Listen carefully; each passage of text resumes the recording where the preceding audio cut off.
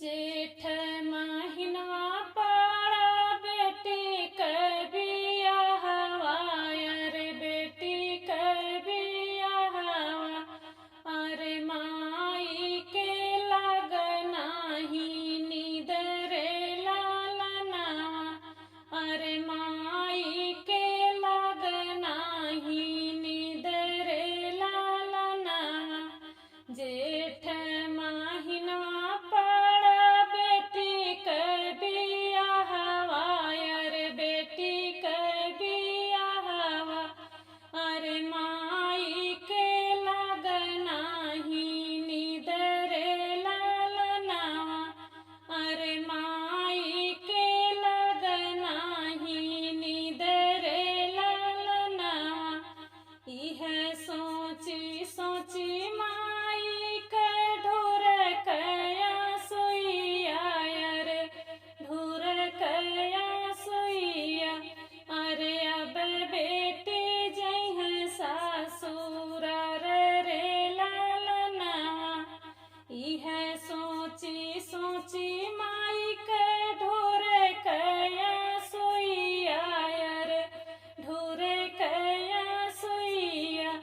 अरे मोरी बेटी जइह सासुर रे लालनावा, अरे मोरी बेटी जइह सासुर रे लालनावा। आई बारातिया अरे भइल बियाहवा,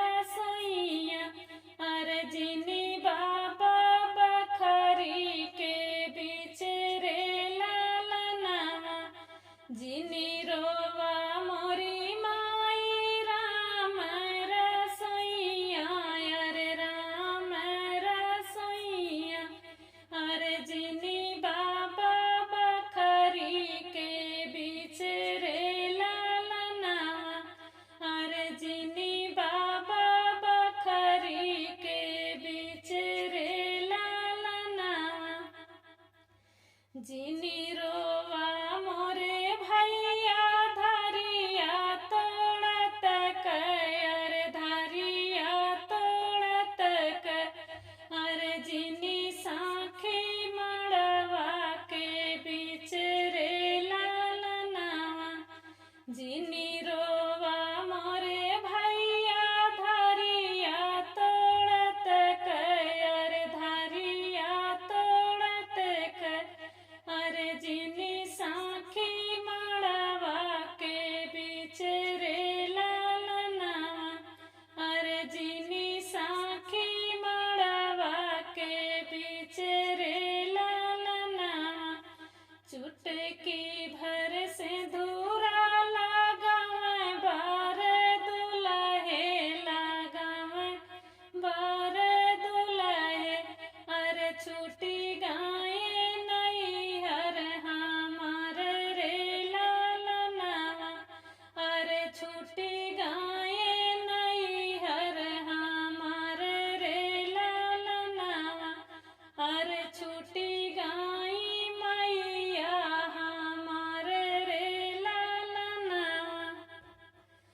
चुटकी भर से धूरा के कारण बाबा, अरे कारण बाबा, अरे छूटी गाए तोहरो दुलार रे लालनावा, अरे छूटी गाए तोहरो दुलार रे लालनावा। चुटकी भर से दूरा के कारण भैया, अरे कारण भैया, अरे छूटी गाए सथवा तोहर रे लालनावा। चुटकी भर से दूरा के कारण भैया, अरे कारण भैया, अरे छूटी गाए सथवा तोहर रे लालनावा। चुटकी भर से धूरा के कारण